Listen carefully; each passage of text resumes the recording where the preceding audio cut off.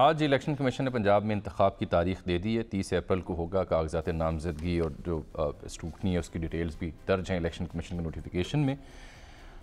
لیکن سر کیا سرکار الیکشن کمیشن کے کہنے پر یا ادارے 30 اپریل کو الیکشن کروا پائیں گی یا نہیں؟ کیونکہ سوال یہ ہے کہ اس بیچ میں ڈیجیٹل مردم شماری ہونی ہے اور اس کے ساتھ پھر نئی حلقہ بندی ہونی ہے۔ اس لیے میں نے زحمت دی جناب احمد بلال تو الیکشن شیڈیول آگے ہے نا جی تو بس دیکھا پھر معاملہ تو آگے بڑھ رہا ہے نا، بڑھ رہا ہے۔ کیوں جی احمد صاحب، آپ کو لگتا ہے معاملہ آگے بڑھ رہا ہے یا یہ جو ڈیجیٹل مردم شماری والا نقطہ ہے کہ جیسے یہ پوری ہو جائے گی 20 اپریل کو پروبیبلی تو نئی حلقہ بندی ہوگی، اس کو بنیاد بنا کر سرکار التوا کی کوشش کر سکتی ہے، یا جو آ گیا تو اس کے اوپر پھر منوان عمل ہوگا؟ آپ کی دانش کیا کہتی ہے، یا آثار کیا ہیں؟ بہت شکریہ جامی صاحب، شامی صاحب۔ دیکھیے یہ جو انتخاب کا اب جو پاسبل پوسٹ پونمنٹ ہے اس کے لیے یہ ضروری تھا کہ پہلے شیڈیول آتا۔ یہ ہمارے جو الیکشنز ایکٹ 2017 کی سیکشن 58 ہے، وہ یہ کہتی ہے کہ الیکشن کمیشن کے پاس یہ پوری اتھارٹی ہے کہ وہ الیکشن شیڈیول میں تبدیلی کر سکے اور نیا الیکشن شیڈیول جاری کر سکے۔ یعنی اس کے لیے پہلی شرط تو یہ تھی کہ الیکشن شیڈیول ایک آنا چاہیے، ٹھیک، پھر اس کے بعد تبدیلی کا سوال پیدا ہوگا۔ تو شیڈیول تو اب آ گیا ہے اور الیکشن کمیشن کے پاس یہ قانونی طور پہ یہ اختیار بھی ہے۔ اب اس کے لیے لازمی ہے تو گویا آپ کہنا چاہتے ہیں کہ شیڈیول اس لیے جاری کیا گیا ہے کہ اس میں تبدیلی کی جا سکے؟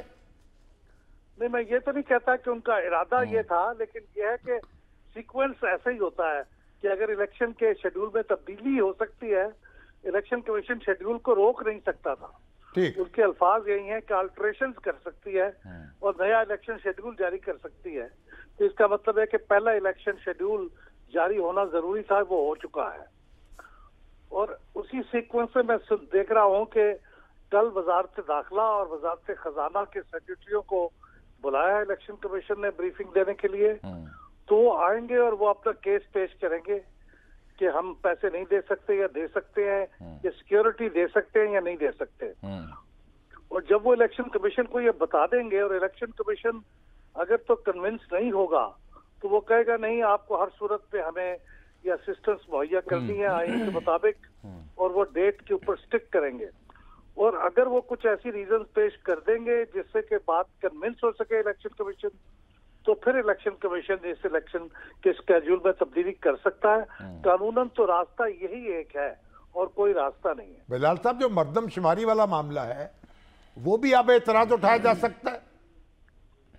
یہ بھی الیکشن کمیشن کو اب وزارت داخلہ، وزارت پلاننگ کو تو کل نہیں بلایا، لیکن وزارت پلاننگ اگر چاہے تو وہ خود الیکشن کمیشن کے پاس جا سکتی ہے اور وہ ریزن پیش کر سکتی ہے، لیکن وہ میرے خیال میں کوئی آئینی اور قانونی رکاوٹ نہیں ہے، آپ انتظامی فیصلہ تھا۔ آپ کا مشورہ ہے حسن اقبال صاحب کو کہ وہ بھی اپنی فارم اب سو موٹو پہنچ جائیں الیکشن کمیشن کے پاس؟ جی بالکل، درخواست کریں کہ یہ ساری باتیں یہ واضح فرمائیں، الیکشن کمیشن کو بتائیں، یہ واضح فرمائیں کہ کل وزارت داخلہ جو امن و امان کی مجموعی صورتحال ہے ملک کی، اس کو جواز بناتے ہوئے کہتی ہے کہ صاحب 30 اپریل کو تو نہیں ہم دے سکتے بندے، اور وزارت خزانہ کہتی ہے کہ ہمیں ڈیفالٹ کے لالے پڑے ہوئے ہیں، آپ کہہ رہے ہیں کہ 80 ارب روپیہ دیا جائے جو مجموعی بنتا ہے، اور دونوں نہ کر دیتے ہیں پھر؟ جی میرے خیال میں اس کے بعد الیکشن کمیشن کو دیکھیے قانونی طور پہ یہ ساری باتیں جو نہ کرنے والی ہیں، اس کی روشنی میں الیکشن کمیشن یہ بتائے گا کہ ہم الیکشن کروا سکتے ہیں یا نہیں کروا سکتے، اور وہ شیڈیول کو تبدیل کرنا چاہیں گے یا نہیں کرنا چاہیں گے۔